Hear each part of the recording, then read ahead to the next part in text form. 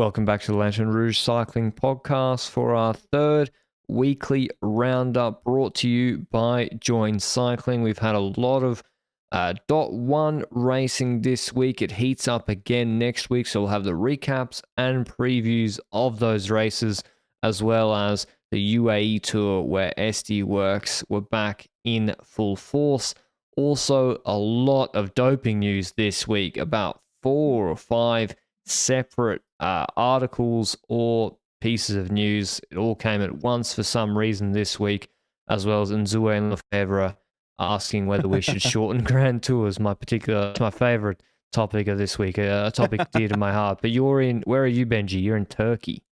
Yeah, I'm in Antalya for the Tour of Antalya. Got invited by the organizers and I'm making some content here, but I'm also just kind of enjoying the race itself. It was fun being close to a race again, but it did remind me that thing where the closer you are to a race, the less you're aware of what's happening outside it and inside it. Even in the race itself, because you're so busy surrounding a race, it's hard to figure out, oh, this guy lost 1 minute today, blah, blah, blah, blah, blah. And then I need to catch up with 17 fucking races this week. Then I need to figure out where to watch it. Then I go to Discovery Plus where I'm supposed to watch it. Then it's telling me that I can't watch that in Turkey. So then I don't know where to watch it. Then I Google where can I watch this race. Then I end up on YouTube trying to figure out where I can watch the last kilometer of I don't fucking know what race. So that's my life the last few days.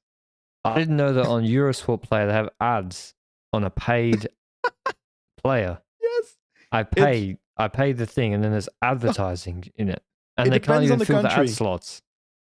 It apparently depends on the country, and the price also depends on the country. So it's such cheap, major differences. But cheap, also, but it hurts. They can't even fill the ad slots, so they're just running like Eurosport content slots in the slots during the race. I'm like, just show the race in that case. If no one's paying you, just show the race because I'm paying a subscription for it. This makes no sense. You don't need to show me sailing that's coming on. Exactly. I'm already paying the subscription. Like back in the day on Eurosport, when we were still watching Eurosport for cycling, then we had those like top 10 things of sports, like top 10 funniest moments in this sport, top 10 whatever, that would like play as advertisements in between. Just like you're saying, like that was fucking torture, man. In America, I think there's a solution now with the BR Sports add-on to Max. Yeah, it gives you a lot of cycling coverage. I'm led to believe Australia, apparently Discovery Plus might get rolled out there, which would be your solution. So we do have some. It's now the middle of February. We are like 2 weeks away from Omloop. We might have some solutions. Luke is telling me that I've selected the wrong stream. There is a general Eurosport TV stream and then separate ad-free streams.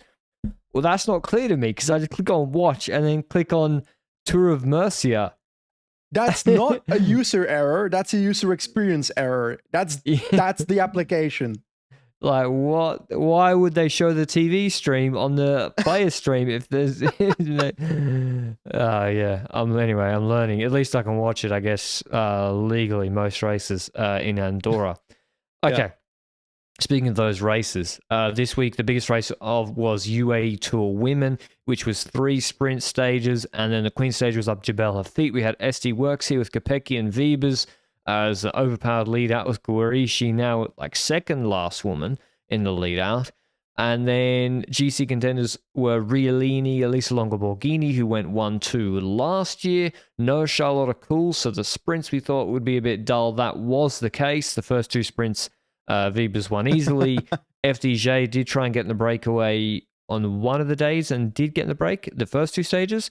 No one else really tried. Queen stage, though, what's Trek doing here, Benji? With, like, they need to make... So, Jebel Hafit has a difficult section about 2/3 of the way up, or in the middle. And basically, if you've got a pure climber wanting to drop Kopecky, who's in the virtual lead, you should want to make the race hard up to that point because it levels off then. Where, say, Kopecky could come back to people. And they really went at 8Ks to go with ELB still in the group. Is there something there where they're still trying to bet on the 2 horses, that they value the legacy of Longo Borghini that high that they want to keep her?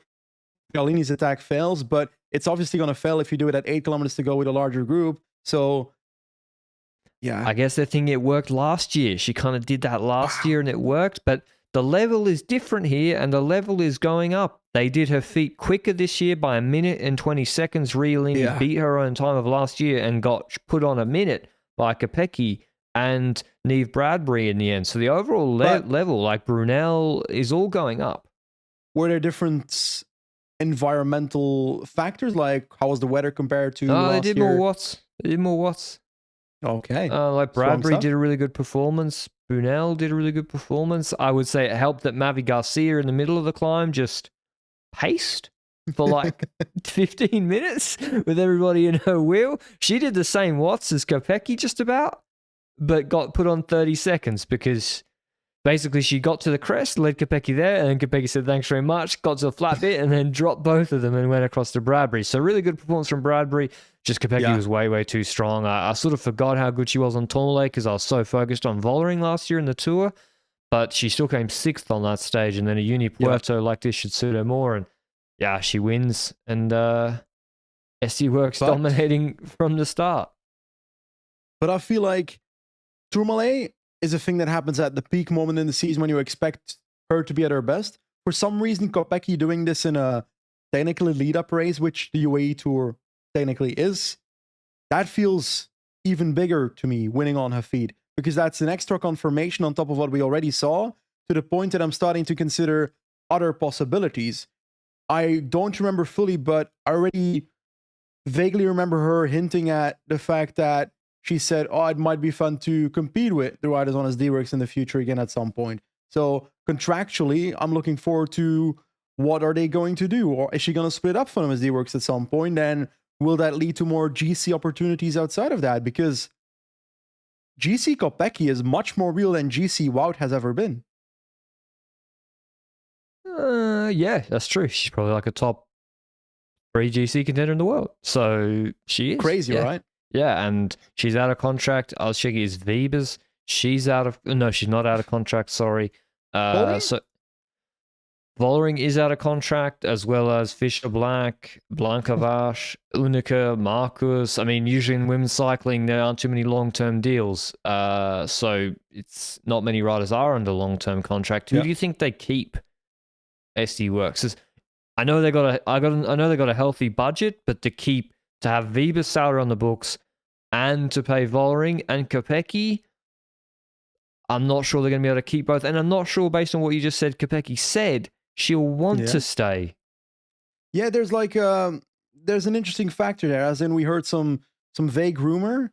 Oh, I don't know who said it. Someone said that it was a vague rumor that UAE had a potential offer of like 1 million for Vollering at some point, which I'm not sure if that's fully confirmed. That was just a rumor in an article somewhere.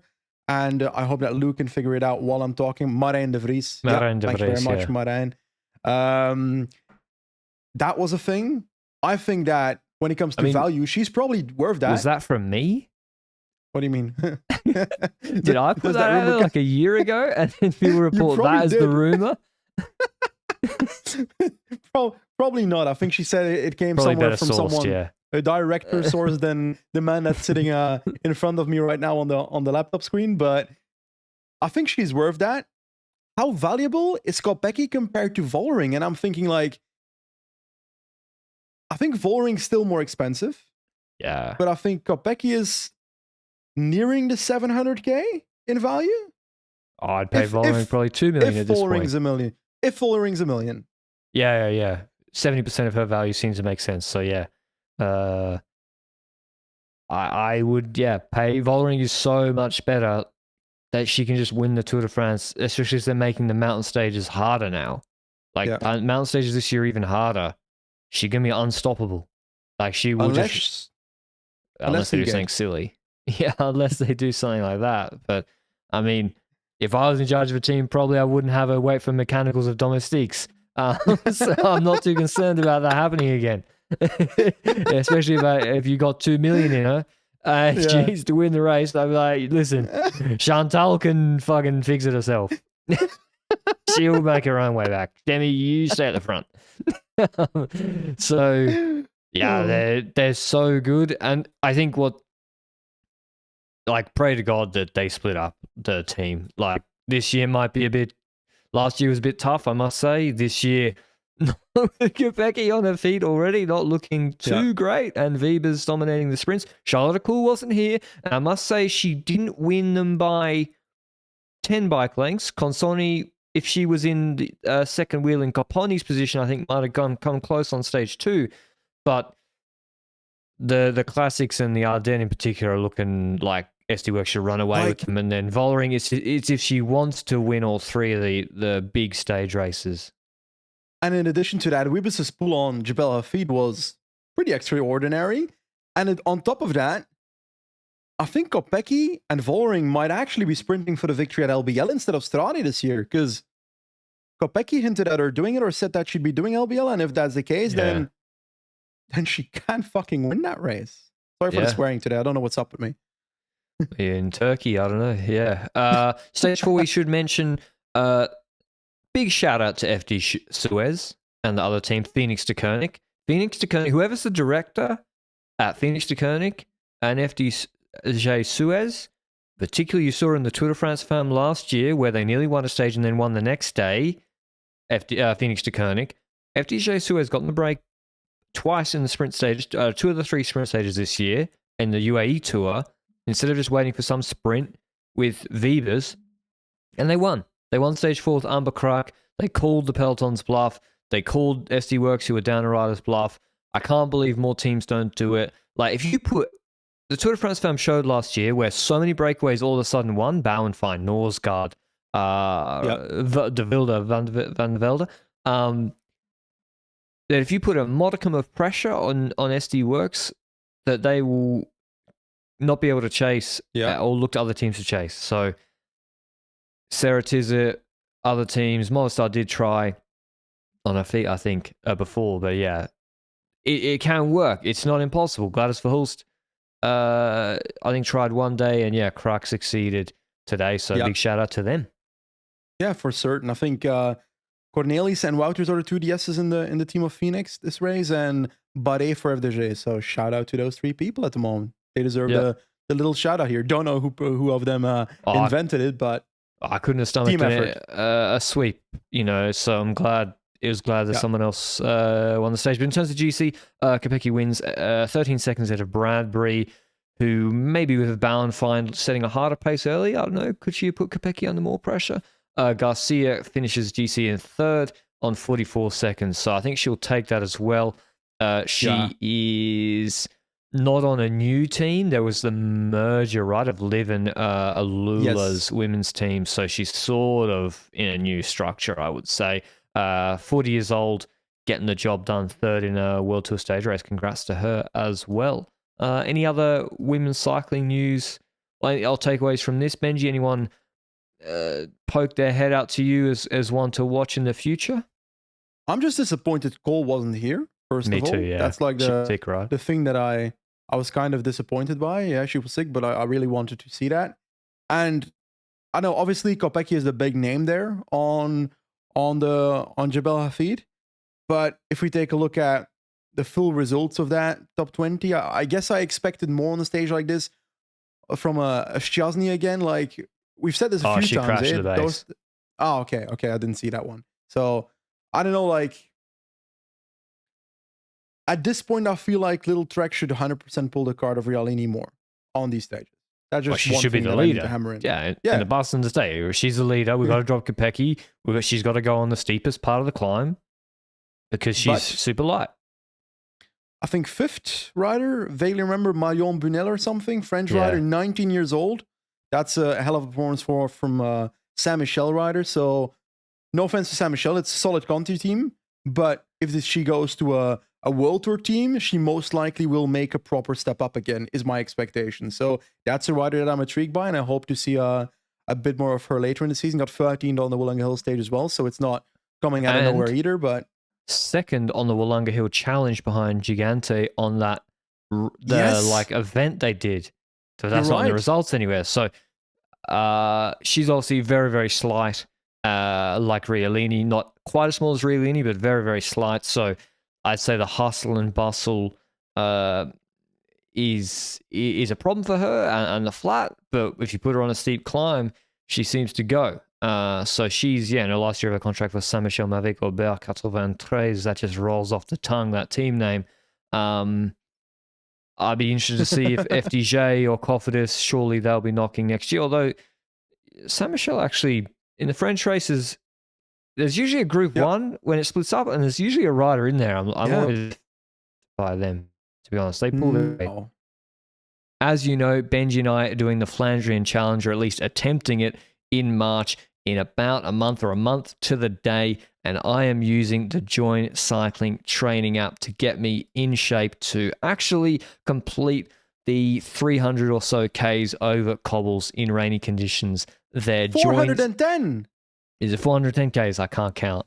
I can tell I wouldn't have been a good finance broker.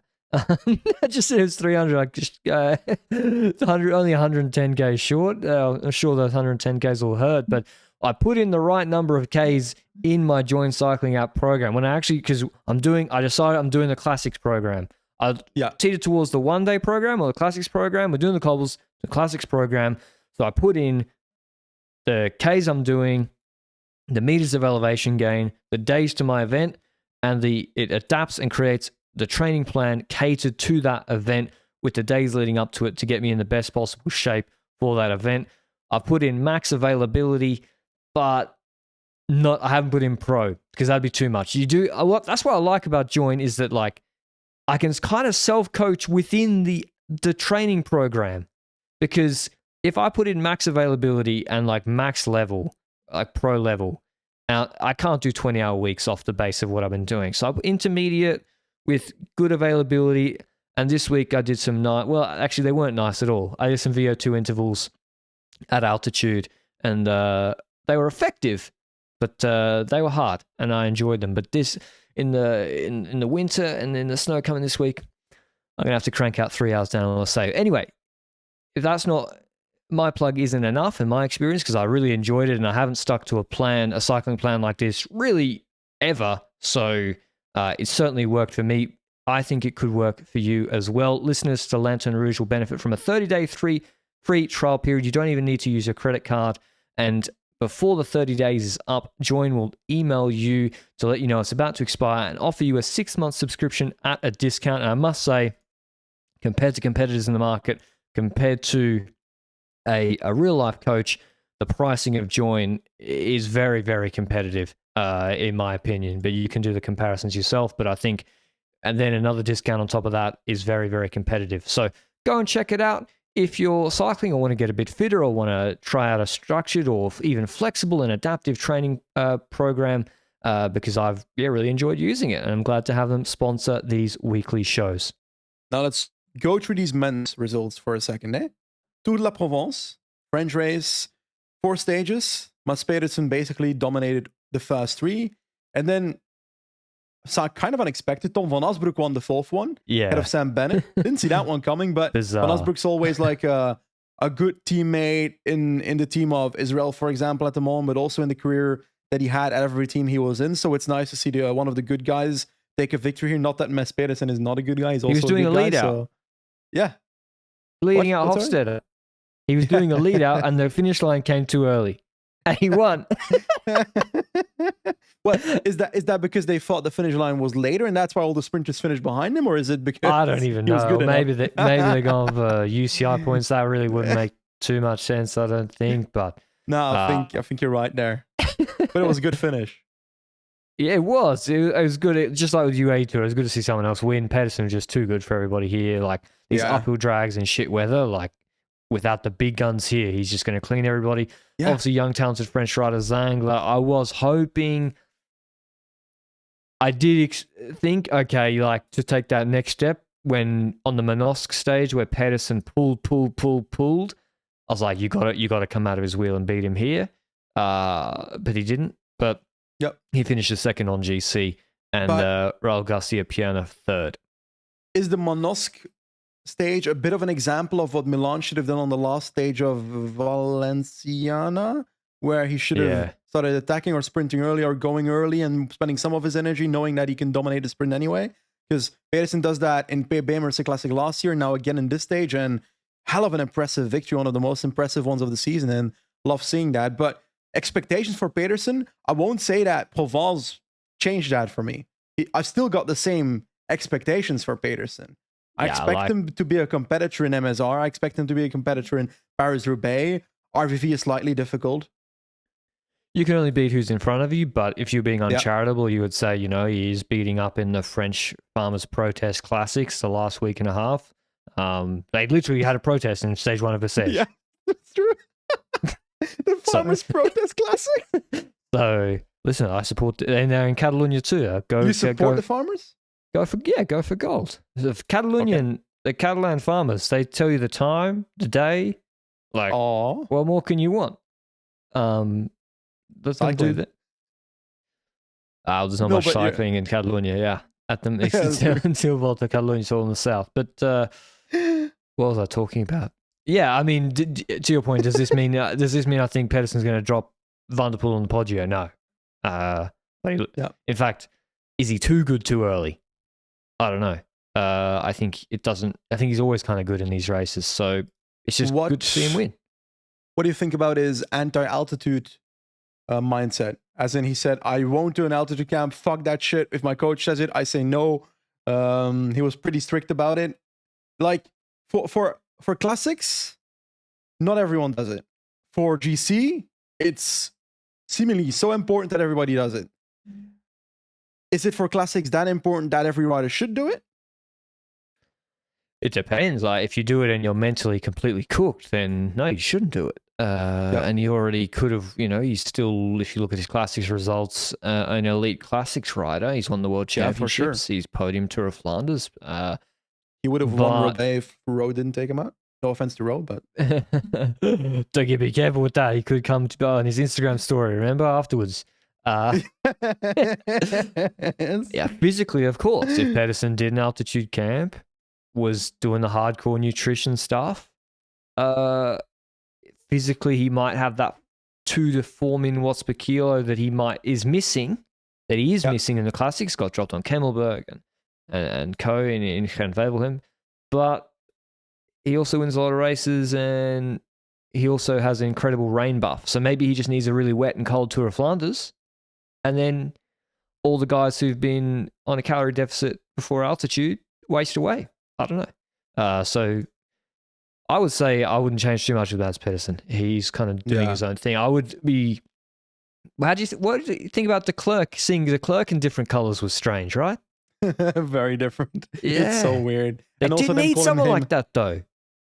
That's true, but them calling him Tractor with an EK. No, we can't have that. My Flemish soul is not accepting it. I'm not okay with that. It's What's not tractor in Flemish? Tractor. With a K or just the same as English? Ace. Oh, fuck, I don't even know. I don't know my Dutch. I think it's with AK? No, fuck, it's AC. No, that's English. I don't know. Anyway, Mads Pedersen looking good. Alex Kirsch still his best support rider. And he needs Tom Schurns in there for these sort of races. I think they were missing Schurns, but he's doing other things. They were missing it, but he still won 3 stages. Yeah, but the Manosque was interesting and exciting, but 5K, 4% climb. I was like, where's Trek gone? They evaporated. And they have an Arkea Samsic looking like Roglic and Vingegaard on Galibier. Gathia, Pierna, and Kostya hitting him with the 1-2. Great tactics from them. I really like the way they rode. Over to Middle East for the men. Tour of Oman. There was a Muscat Classic first. Muscat Classic. It was only on YouTube live stream. Real ones, you all would have been up at 9 a.m. on the Oman Sport TV live stream. OGs know that one. And mate, Finn Fisher Black was just too good here. I swear, I don't know which race it was. Was it last year or 2 years ago that we would start watching a UAE TV before the actual Eurosport coverage started in actual Arabic? What race was that? Too many. I think it was Oman. They have wall-to-wall coverage. Yeah. And it's just literally a breakaway. 3 guys run 40 kph the peloton doing 100 watts behind them. Wall-to-wall coverage. I mean, credit to the guys commentating it. They're actually like I don't know. It's good to have something different. But yeah, Finn Fisher Black, he took his form from Saudi, where he was the strongest on Skyviews, and he dropped everyone after Yates let him out in that race. And then stage 1, Caleb Ewan looked pretty sharp, got a decent lead out. Paul Magnier looked fast. They used Lamperti as his lead out again, like they did in Mallorca. And yeah, I think Ewan looks kind of back to normal, Benji. Well, I never thought he was like washed. I thought his results were washed. As in his he never looked slow, shit. right? He was always in the fight towards the sprint, but him winning a fucking Tour of Oman sprint, no offense to the Tour of Oman, but that's not a high-level sprint that I expect him to suddenly be fighting for positions assertively in the Tour de France, you know? So I don't think that will necessarily make the difference, you know? So I'm not sold that he's going to win like 17 wins now, but I'm happy that he's winning again for his mental capacity, you know? That will help him mentally. He's going to be with a better mindset in the next few races. One last thing about this race, though. Lamperti on Kurayat was better than I expected. Like, yeah, what the hell? So if you don't know, stage 2 was a 3K 7% climb. I think Herrada won last year. It's a Ulysses Herrada puncher climb. Yep. And I was expecting Fisher Black to win. He did win. There was no coverage because the weather. It's the first time I've ever seen a rainy stage in the Middle East. And basically, Lamperti was second. So is he the next Peter Sagan? I suggest American fans just run with that.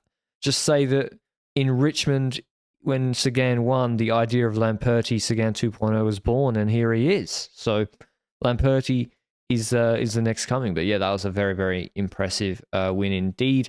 And we've got the Queen stage of that coming up in a couple of days. So Oman, unlike the European races, doesn't finish on a Sunday. We're recording Sunday evening now. It finishes later in the week. Back to Europe. Taylor Swift Air Miles gonna fly. We've actually unnecessarily logged too many emissions here, going back and forth from Europe, Benji. So we're going back Big now to the Iberian Peninsula. Murcia was yesterday. Hilly race looked exciting. Coverage started too late. Wait. Oh, you want to fly all the way to Colombia? No, I'll change our lineup, and I'm going to put Colombia in between Murcia and Figueira. There we go. So, yeah, we're not even going to stay on the Iberian Peninsula. Okay, fair enough. You had the environment. Basically, there's a small group after a longish climb, and Wellens and O'Connor attacked. Koos missed it, and then O'Connor straight up dropped Wellens on like a not that steep climb, like maybe a 15-minute climb, and he just full cracked him. He wasn't really attacking. So impressive performance from O'Connor. He's a good all-round racer for a GC rider. Like he went with Asgren and Moric on that short climb in the Tour break stage. Like he can do a little bit more than your average skinny climber, and he goes clear, good descent. Yeah, sometimes. Sometimes Ben hearing that from you is like. Sometimes I think he does too much work. Sometimes, yeah. Okay. Yeah, he like with, but he does sometimes. Ben, but he was too good. He dropped Wellens, and mate, Tratnik then dropped everybody in the group behind and came second and caught Wellens.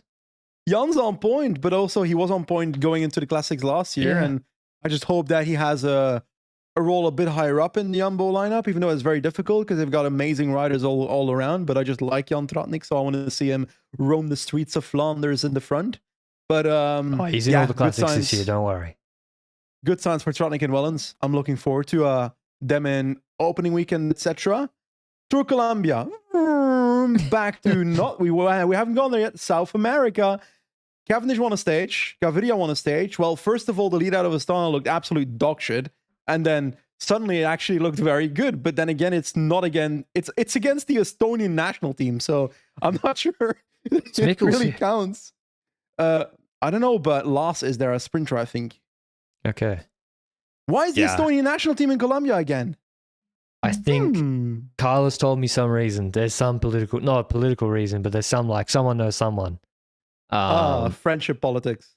Yeah, because I saw the lineup. It's like the what the hell a polar bear doing in Arlington, Texas? Why the hell is there a Baltic national team competing against Petrobike and whatever Team Sevilla's on. And the Colombian national team. Yeah, they're out there. Gaviria won a stage, but yeah, Cav. Interestingly, they put Mercu second last in the Ricard role. I think that's an admission that he just doesn't have the peak 15 to 20 second power anymore. He doesn't, I don't think, to compete with a Van Poppel or of MVDP or a Laporte. So they put him in the Ricard placement role, and then Bol was last man, who probably does have that power, just struggles with positioning. And yeah, they got it right. Cav wins, but as you said, like, I mean, listen, we never saw Astana do a train in any race that good to set up Cav last year, so it's an improvement. Whatever the competition here is, it is. Yeah, they need Thomas in a Grand Tour, though. Lushenko can do it. Lots to be good in that role. GC stage, Carapaz and EF were absolutely hyper aggressive on the Alto Divino climb. Attack. But Contreras actually, despite Carapaz winning the stage, Contreras, who took time in GC in a breakaway, who was on Astana and Quickstep years ago and now is back in South America, he kept his GC lead. And I told you to watch out for Caicedo. I told you. Petrobike, he was cooking. So he came second, but I think the last stage of today is the sprint stage. Contreras should hold on to the GC lead. The big news from this, Benji, is Quintana. He got full shelled on the Queen stage. How is that shocking? He wasn't good before he retired outside of Arkea, like in what do you mean? This is his Tour de France. February Mickey Mouse races. But it's he was not in always France. Cooking. But it's not in France. True, if it's not in the Provence region, he can't. But he got full shelled. Unzue, I think, was in Colombia because obviously Telefonica and Movistar, they're in Colombia as well. Quintana's just been re-signed. It's a big race for them with Sosa and Quintana at the race. Went great. Did not go well. Also, the same time as he touches down, Quintana's doctor is reported to go on trial in connection to the 2020 Tour de France raid. So Freddie Alexander Gonzalez Torres is accused of giving a banned substance to the Colombian climber. He was the doctor for Quintana, according to Cycling News and Laura Veslo and the AFP. And he's due to go on trial in September in Marseille. So that Marseille prosecutor, who maybe got it wrong a couple of the years, but maybe got it right one of the years. He does wake up. Usually he wakes up. Sets his alarm for June 30, but he's got something here, or someone's on trial here. But mate, yeah, the Central Office for the Fight Against Threats to Environmental and Public Health. The abbreviation is OCLAESP. Why do you... OCLASP. Yeah, but in French it might make more sense. L'Office Central pour la Bataille against... there's no B in it. I don't fucking know anymore. Des environnements et santé publique? I don't know. Something like that. Yeah. That was longer. And so, yeah, this is one of the biggest parts of the doping news this week. And what's really curious to me is that these doctors are going on trial in both in France here and then in the Dr. Minar in Operación Ilex, we'll talk about in a second. We might go straight to it. The doctor of Lopez and reportedly Caja Rural due to the leaked documents. We'll link the Marca article and the AFP articles in the show notes if you want to read further. The Marca one in particular is like a very long form piece I'd recommend reading. The doctors are on trial, but they're not going after the riders. And I don't know if that's because in Germany doping and Austria is a criminal offense if you are the rider doing it. I'm not sure if that's the case in Spain and France. But that's kind of the strange thing, right, Benji, is that a doctor can get, maybe if Minar or Gonzalez Torres get done, but then the riders don't get done, not just legally or criminally, but then the UCI. And then the weird thing is that Lopez is still, I think, provisionally suspended. He's not full suspended. I agree, but I also feel like we don't hear anything from the UCI on most of these things. It's like, on many of these segments, complete silence, which maybe there's an investigation going on that we don't know about, but I like to get a blood. You're at least looking at it, because right now I feel like it's just happening outside of the UCI, and the UCI just sitting there, like, looking at other people that might have been caught in the last week that we'll get to after this, because this is a whole doping episode apparently. But it's on, in both occasions I fully agree with you. And like the Operación Ilex that you just mentioned, quick summary for that: Guardia Civil found a doping network roughly under Dr. Minar, like you mentioned, but that had multiple phases, right? You had the Miguel Angel Lopez phase, the Caja Rural phase, and was the EFAPEL thing not related to Minar in some shape or form as well? Oh, I don't know. Because if I look in that same article that we have linked on our notes, just mentioning that for a second, and you Control F and you tick in EFAPEL. Yes, yeah. Then they talk about EFAPEL too. And like these three segments, it's a fucking wide network, man.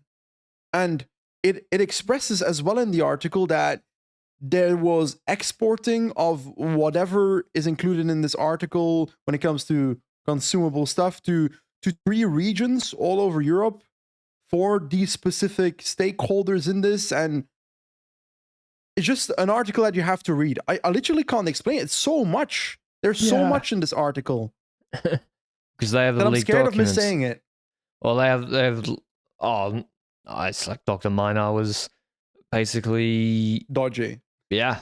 And then there's the apparently menotropin is what Superman Lopez allegedly took during the Giro, and that gave him a reaction in his leg, and that's why he abandoned, according to the Marker article. Is it a story that we've heard like rumored more than a year ago? Yeah. So many times. I feel like it's finally written down somewhere. Because when I Googled it, I never could find it in the past. Now it's like written down, the alleged thing that he put allegedly menotropin in his body, and then he got ill or something from it, and then he had to abandon the Giro. Sorry, but that's karma's a bitch, man. Like, that's kind of funny, that storyline. Bro, why is he taking in Hungary for 3 flat stages? Is he stupid? Prepping for Etna, my man. Come on. Etna, they always do low watts per kilo. So and again, that's dumb. So both shouldn't be doping, and you've picked the wrong stages. Although menotropin, what is that? Is that I must like confess, I don't know what menotropin does. Is that a menstruation drug or something? Yeah, menotropin? Yeah, it's like it's a hormone. So very old school, strange stuff. But yeah, well, again, like the UCI provisionally suspending Lopez on the basis that they're waiting for the Guardia Civil Operation Ilex to play out, and hope that sort of the Guardia Civil do the legwork, conclude that he was doing this with this rider, this with this rider, this with that rider, bang, criminal case done, and they can just suspend people? Because what this article from Marker is saying, that really the Guardia Civil aren't that fussed about going after the riders. Yeah. They just want to go after the doctor. They're struggling to really find a concrete link that he delivered this substance to this person who gave it to this rider, because it's going from hand to hand to hand to hand. And then that rider took it in this competition, and that's it, probably in the too hard basket, and they're just going after this doctor. The leaked documents that are in that, to me, it looks like, for me, that looks like evidence. I mean, some of the stuff, if that leaked stuff is true, and there's team representatives procuring it from this doctor, and the doctor gets done, then I'm sorry. The UCI has to do something. Like, for example, looking at the whole Caja thing that we passed by, the fact that the only person in this entire thing that's going to be having something come to him outside of Minar is also the Euskaltel manager, apparently, that allegedly would have leaked it, leading to this situation. So I'm like, man, that's the guy that, well, he obviously did it in selfish interests, like, most likely. If he did it, gotta put an if in there just in case. But allegedly he's done it. Jesus Izquierda, I think his name is. About that, like, how the only guy of that whole situation that is like That's the crazy currently thing. seeing consequence. That makes no sense in my head. So, yeah, Mark is saying Kaha will be left without sanction. That's from the police. I don't know that that's from the UCI. And could even receive compensation depending on how the resolution of its complaint for the revelation of secret documents ends.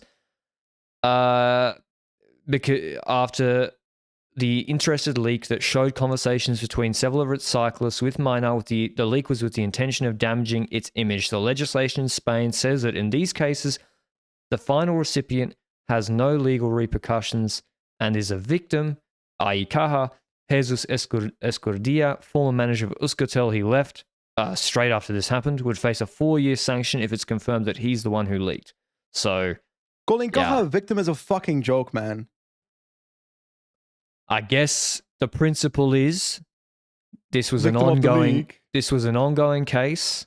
Yeah. It was not concluded. The Guardia Civil hadn't taken it to be prosecuted yet, and so he's jumped the gun. And you can't do that. And he did it. Why did he do it during the Vuelta? Let's be honest about it. He did it for selfish reasons. So, could he have sent it? The UCI has a whistleblower page where you can upload things. So he could have sent it there. But it got circulated amongst all the teams and the organizers just about during the Vuelta. And the press. Yeah. But yeah, it's very, very strange what's going on.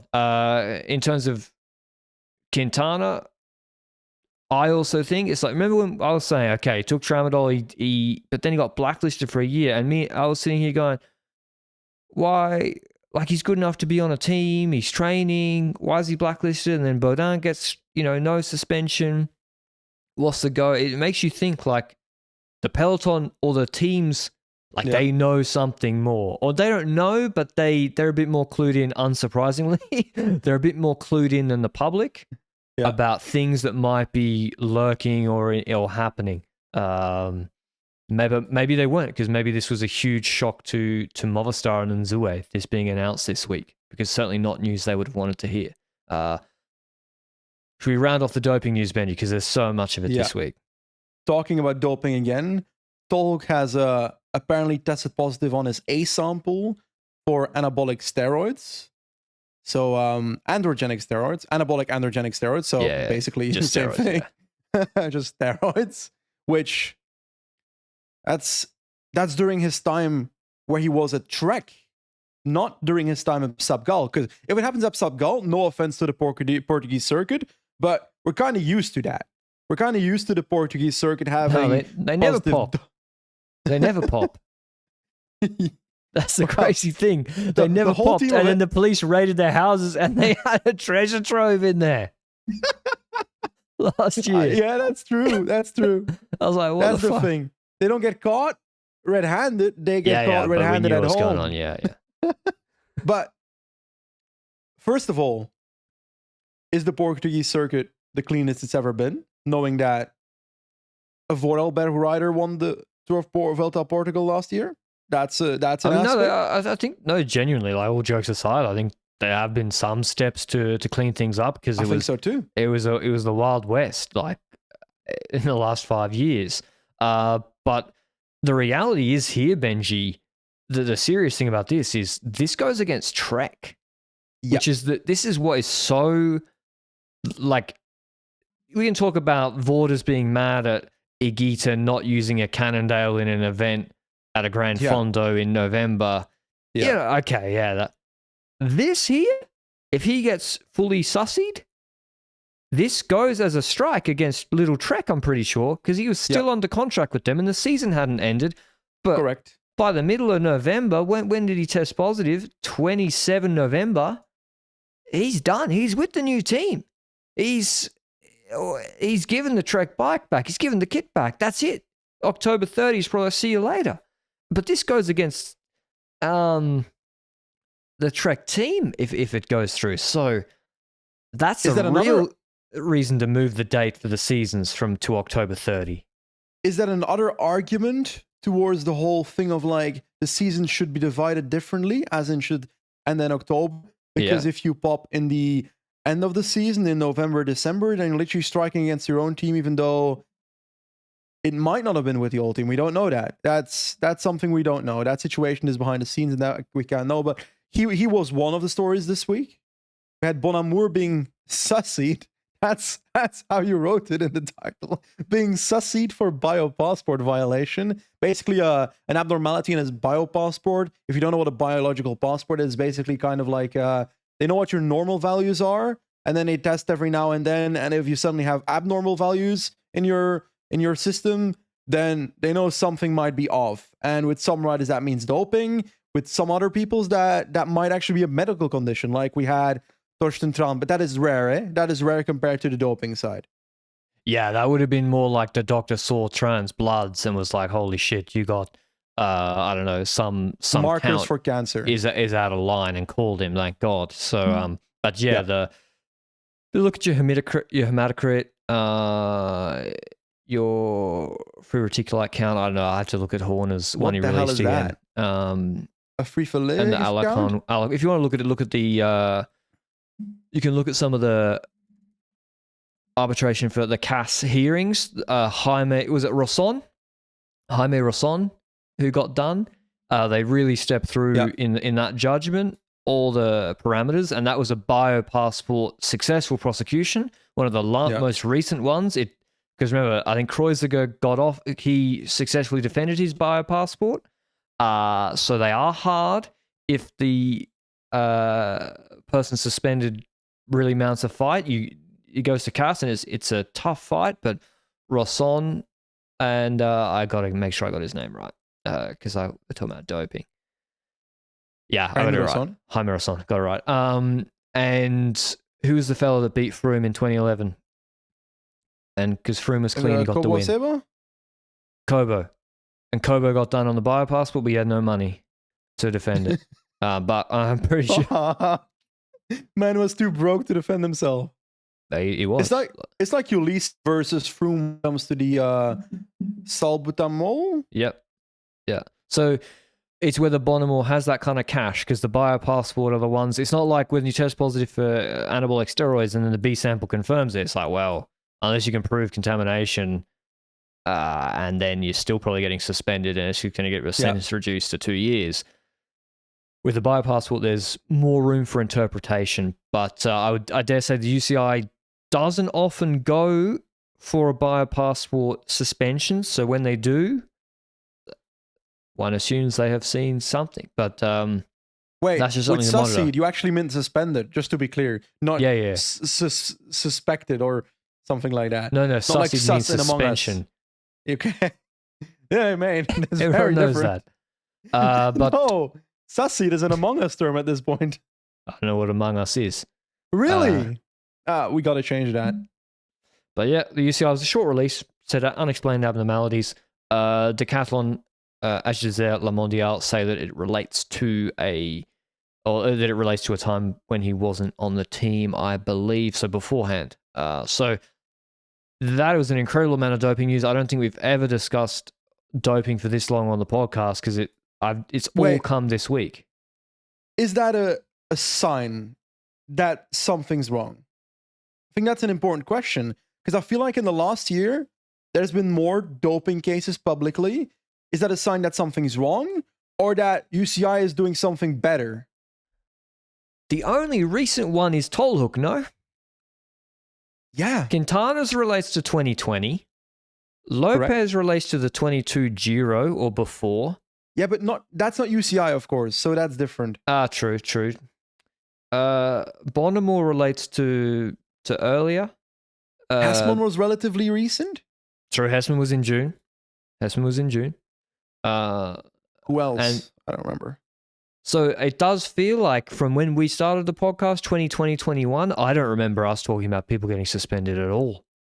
And you know what that could have been a function of? No testing during COVID.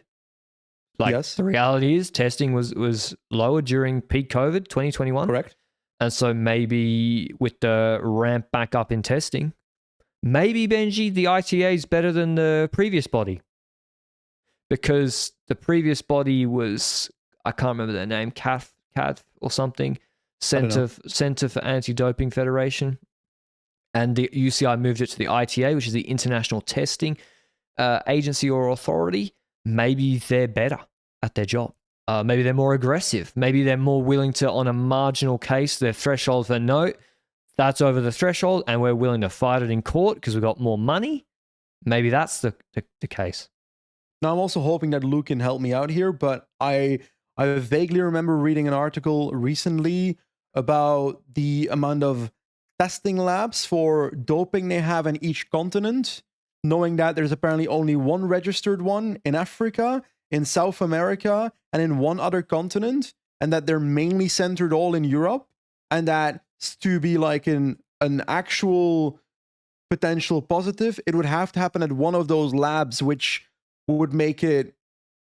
That's like a factor that I had never thought of before I read that article, and I'm really annoyed that I can't credit it because I have no remember where it came from. LanternRouge.com, buddy.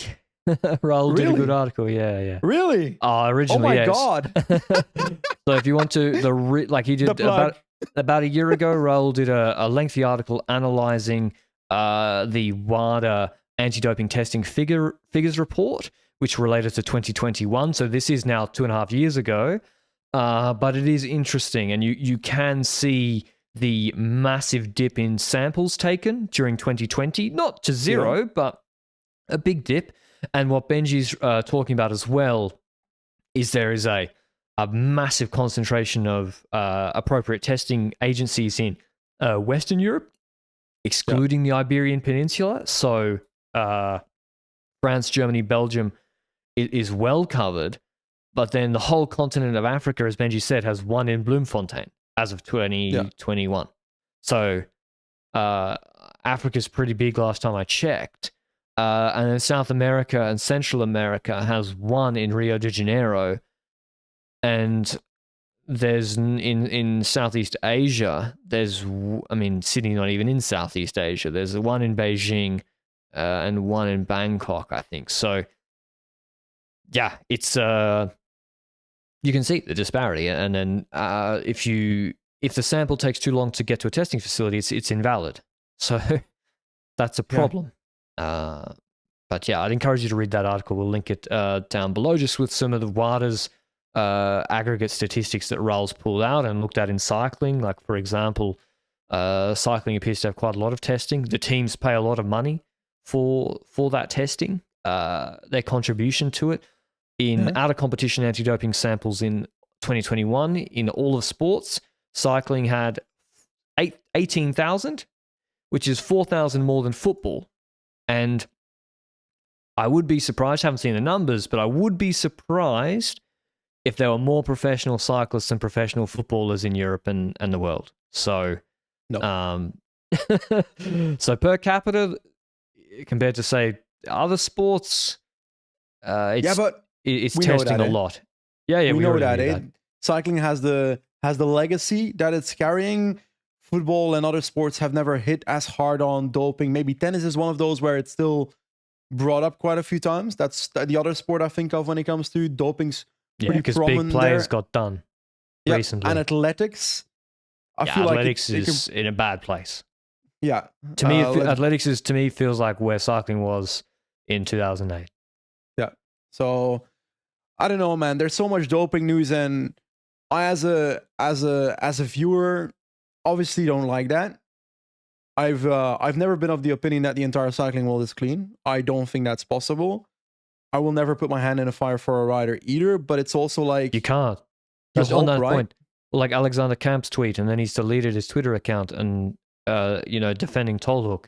It's like, even if you're friends with somebody, even if you're married to somebody, you're not with somebody for 24 hours a day, 365. You can't say, oh, he's a nice guy, he would never do. You don't know.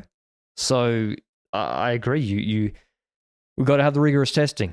I'm glad the teams all pay for it. I'm glad the per capita testing is really good. I'm glad, and especially moving here and living amongst the riders, you see, holy shit, they have to literally put an hour in every day. That is like a big thing with the out of competition testing, and 3 strikes is actually not that much.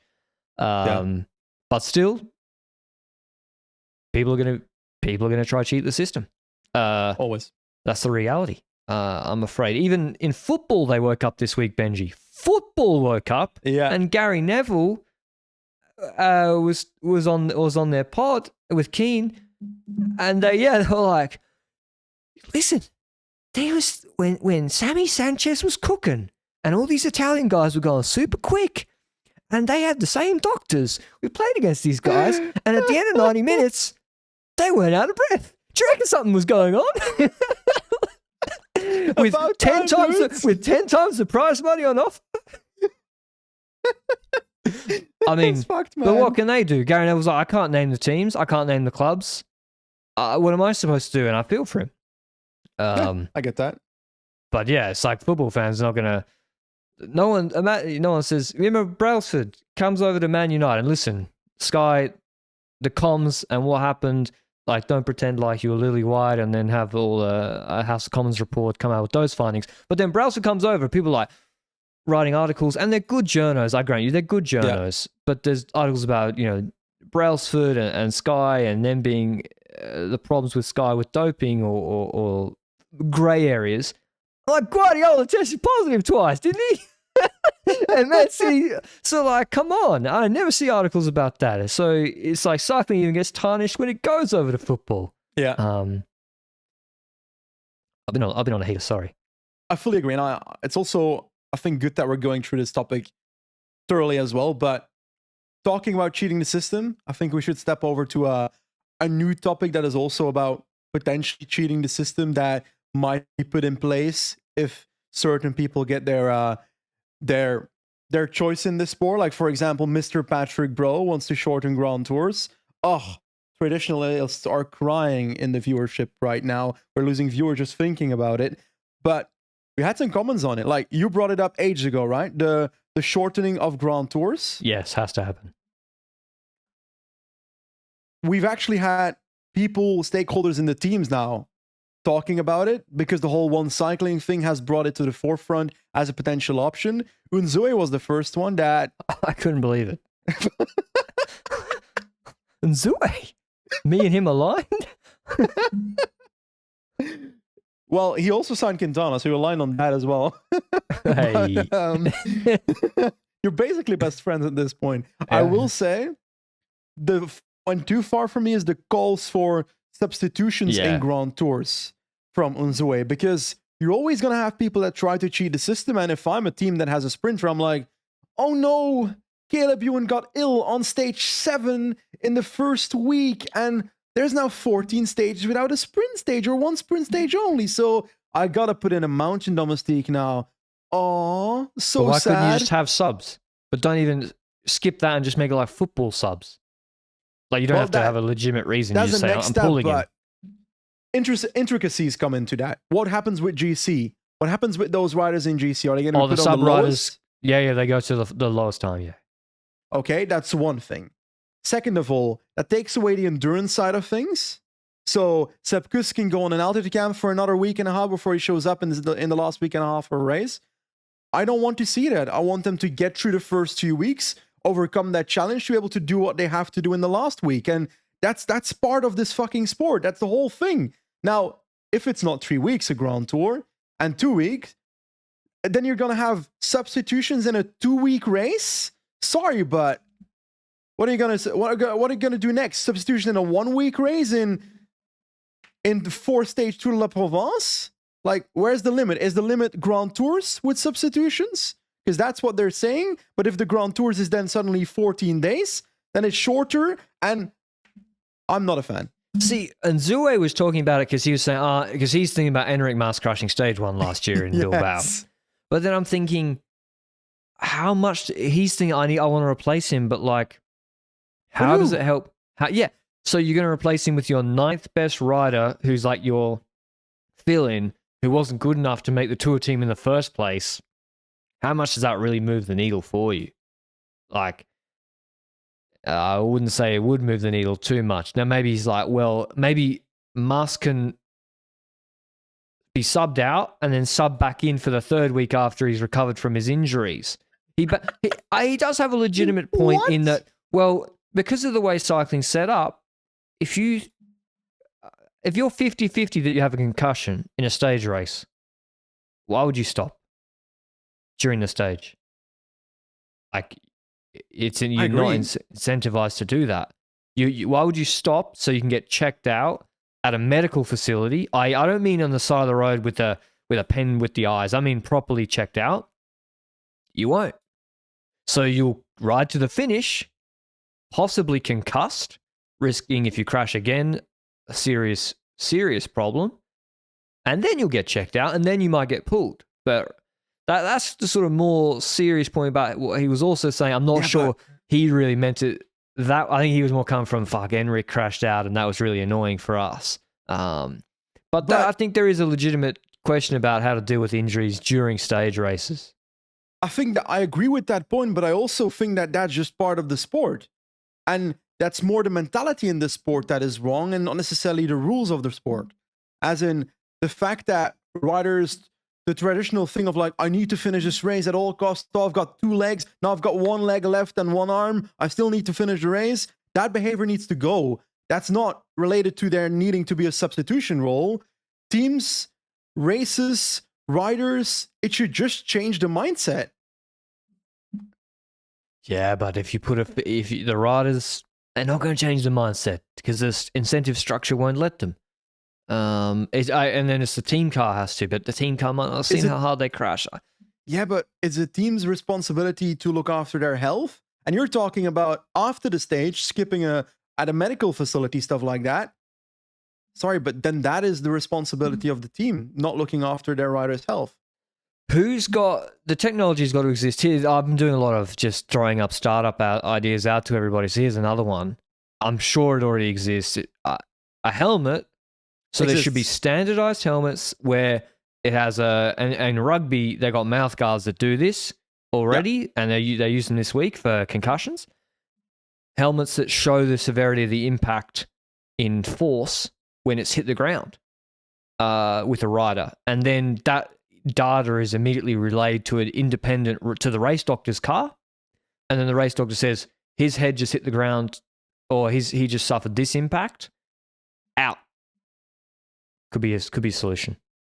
First of all, I think we've had this discussion before about the actual like MIPS helmets and so forth, like those systems that helmets have to reduce the impact, like the yellow thing they have in the cushion thingy that like reduces the actual movement of your head within the helmet or something to reduce concussions potentially. That system is not even standardized yet. How the hell are we going to get to a system that is standardized with the actual sensors and so forth in it? Because then you need all these manufacturers to adapt towards that system, which they can't even adapt to the same standard when it comes to the MIPS kind of stuff, because Kosk has their own thing, other brands have their own thing. I don't know. Yeah, I mean, cycling brands creating proprietary components that don't work with each other, that's like the thing, right? But the reality is the helmet, sorry to be like a based helmet person, I wear my helmet when I'm riding on the road, but if you crash at 60 kph on a descent into a wall, a little piece of that thing on your head is not stopping you getting a concussion. I don't care what technology they put in it. Now, you can put in technology that relates to an independent person, what the severity of that impact was, and whether you need to be checked out, pulled, etc. So maybe we'll see that. I think we're going to see that within 5 years. That will exist. Investors contact me. I'll do your marketing. No problem. How do we get onto that, Benji? I don't know. Before the pod today, I was like, we don't have much to talk about, and then we've been talking like crazy, and we've forgotten totally to preview the race for next week, and I think that's the last thing we need to do. I'll do rapid fire. Go ahead. Okay, Algarve is the one to watch. It's got Remco against Wout van Aert. Remco looks in absolutely lethal form after winning the Portuguese Classic yesterday. 55k solo Liège warm-up ain't but a thing. He just, won by 2 minutes, just doing Remco things. But there's a long TT. We'll see how he fares against Wout van Aert. Thomas is there, as well as Pidcock, I believe, for Ineos. That, to me, that really is the race to watch. Canal 22 kilometers time trial plus Alto de Foya, which is not that difficult. Mayao is kind of hard, so I wonder if he can get close GC-wise. Ineos last year, they had like 3 GC leaders, and then Martinez won out in the end. But Pidcock was cooking on Malawi. Won was the best last year. I'd like to see him there again. I want to see a better TT. Yes, I would like to see a good Pidcock TT, but he'll be good on the punchy stages. So yeah, that's a good battle to watch, as well as Igita and Martinez at Bora Hansgrohe on the start list. Classico Hyenas tomorrow. It's a gravel race. It's really been shortened. There's been a lot of rain. There was snow here last night, but there was a lot of rain in the south of Spain. So Almeria, Murcia, and Hyena are all within 2 hours triangle of each other. And yeah, there was a lot of rain. So there's only 4 gravel sectors now. It's super muddy from the recon photos I've seen. Koos and Van Aert there, as well as Ayuso, Wellens. I dare say UAE would have wanted a harder race to try and play numbers against Van Aert. But that'll be a good one-day race to watch tomorrow. And then there's Andalusia, which is always a pretty exciting race. Very, very hilly. Pogacar dominated it last year, not turning up this year. It's kind of weird not having Poggy dominating one of these February races. But it's Ayuso, Wellens, Soler again are the big contenders on UAE. They'll be hoping to win back-to-back years in a row. And Bahrain are sending probably the second strongest team, who have 2022 winner Wout Poels, as well as Tiberi, Buitrago, Caruso, Haig. That is a ridiculous team. So maybe they are the strongest team. That Bahrain team is ridiculous for Andalusia.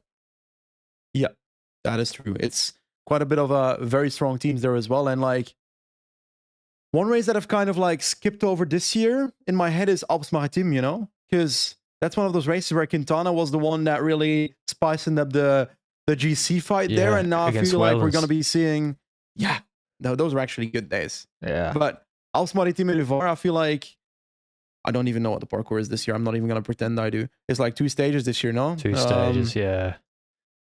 Has every French race gotten smaller? Protest, man. This was 4 stages, 3 stages last year. It was 3 Cor stages Vos got before, smaller. Yeah. At the start list, it's like Gregoire. I love Gregoire. Martinez. The Groupama A team is here. Godou starts his season here. Martinez, Genius, Gregoire. They got to win. Yeah. Arkea is provisionally there with 15 riders, so good luck filling that in. But like Martin is also starting it. Guillaume, that is. I think Israel will win. If for the occasion, Simon Carr. True, it's his region. I think Israel Premier Tech will win. They're riding really well at the moment. Turns, Fulsang, Oul, Woods on the list. Yeah. This seems like the sort of race, like Woods won Occitanie back in the day, aka 18 months ago. So, yeah, I would say watch out for Israel Premier Tech. They are riding pretty well at the moment, as well as Guillaume Martin. He is actually normally quite good in this race as well. But I would say Algarve is the one to watch. Late finishes, if you're home from work in Europe, or not too early for you in America, Australia, I'm sorry, you're going to have to go to sleep. It finishes too late. Anyway, a bit of a note on our cycling journey, Benji. I've got some good news for you. So I finally got some, because I put but that's all the race news and doping news and everything out of the way. We talk about ourselves now. I've got some good news for you. I scared you last week, 190 Ks. You thought it was 90 Ks, the Flandrian Challenge. But Philip Cunningham sent in an email and he said, I completed the Flandrian Challenge last year, Benji and Patrick, and I really put in a training effort. No point did I think I wouldn't finish it. He did the 190 the first day. Tactically, he said psychologically good to get the longest one out of the way, and had a couple of beers that night. Now, as a contracted to Visma Lease bike, I evidently can't do that in the middle of a stage race. So, I mean, imagine the scandal. So, I'm not going to be doing that. Then they went back to eat back on the train on the second day. So, bit of climbing, bit wet. He says there's not many cobble descents. That was what I was concerned about, because if I bin it, I would be so sulky. And there's a lot of history, which I'm into as well. He said, follow the route map closely as you can miss a turn. Sometimes you go on a walking path to avoid a busy road. I rode in Brisbane, so no European cars will scare me. What was that race where the riders went on like your motorway in Belgium afterwards? I swear there's a race where there's a lane and there was like people chopping off in on a Belgian highway. Anyway, well, thanks, Philip, for the email. Does that make you feel better, Benji? About the 190 or Fuck not no. really? Oh, okay. Fuck no. I appreciate Philip's email, but it doesn't make me feel better because week 1 I started with a perfect week of like 8 hours and a half, and now I'm stuck in Turkey where I received a bike by the organizers, which is really nice by them, like a Turkish Salkano brand bike, which I'm very curious to try tomorrow morning before I leave the country. But I haven't had time to ride because I'm at this race. So it's actually not been as useful as I hoped it would, which also means that the only training I had this week was walking through the entire city of Antalya 2 hours a day. Which is it hilly? It is relatively hilly, but it's not like hiking in Andorra. So I got some walks in, I got some efforts in, but I'm not going to have bettered fitness much as a consequence. So I feel like I've lost a week in my head, which hurts because I've only got 4 weeks left to train, and True, I got to go back to 10-15 hours of training in the next 4 weeks, which I'm okay with. I'm looking forward to. But Join cycling plan, just pump in the days left. yeah. I know. Quick plug. Oh, you could do the Batabag climb if you're in Turkey. How far away is that from you? That's the 18K 11% climb they did in Turkey last year. That's a different region, right? Sir, can I just tell you that you're trying to send me up an 18-kilometer climb that professionals had trouble with 4 weeks yeah, Cav was doing before 30 our goal? RPM up it. You'd have to come to Belgium next week for my funeral. Yeah. You just did a thumbs up. He's dancing on my grave. Listen, I'm just trying to help you. Knock out 25K tomorrow morning. Come on, the weather looks good. It's snowing here. I'm inside on the trainer. If the weather's good, do it for me. But yeah, I'm gonna have to think tactically about how we do this, how we structure the days, because I feel like if we do the 190 first day, we'll both just be too wrecked to do 140 the next day. I really feel like, but then I think you got to do the 75 in the afternoon when you get there and do it like it's not even a thing, and you just you do it in the afternoon. The 140, 190, I don't know. We might need some local help. It's my time to drop the hard plug as well. I've been in Tour of Antalya for this week, and at this race, I've been vlogging my entire week. And I've told you before, I didn't feel like I was a good vlogger, but this week, I'm so happy with the content I've created. I've been able to like get stuff every single race day in a different way. As in, one day I spend in a team car with one of the smaller teams with Greg Henderson as the Naesen. There's been so much there when it comes to stuff that happened in the race where I really think it's going to be a really good video. And there's other things that happen throughout this race that I can't wait to show everyone. So if you do want to see that type of content, me vlogging my way to a race with some behind the scenes content, talking to all the riders, to the winners after the stage, to before the stages, there's so much access here because, like, fun story. There's so little security here when it comes to the race, as in there's security enough, but not towards media people, that I put my camera literally on the finish line. Is it good? Oh, that's good. That's good. I mean, I'm glad. No, it's really positive. There's race organizers who they flew you and other cycling media people out, and they ignored you. How horrible! Yeah, but I'm boring. I'm a small little vlogger. So yeah, the coverage the race has got far outweighs what it would have been because it's got the Tietma team there, you there, me there, so they've done a good job. I forgot the actual plug. If you want to see that content, check out the Benji Naesen YouTube channel. Yeah, when's that going to be uploaded? Normally, the first video should be on Wednesday, and the other video, the second one of the last 3 stages, should be next Wednesday afterwards. You've said it now, so now you got a deadline. Yeah, exactly. I always learn never say a deadline because then you have to. Shit. Yeah. Anyway, that was our show today. We hope you enjoyed it. We've got some good racing. The racing's heating back up. The big stars are starting to come out. Remco, Van Aert, Peacock, Poggy will be out there soon. And Kopeck's looking pretty scary. So hopefully we have no more doping news that we have to cover next week, and that it all got cleaned out this week. But that was one of the big storylines of this week, and I'm glad we addressed it. So let us know what you think, and we'll see you with the with some maybe the 4th episode next week, maybe an impromptu episode this week, depending on what Remco does. Until then, ciao.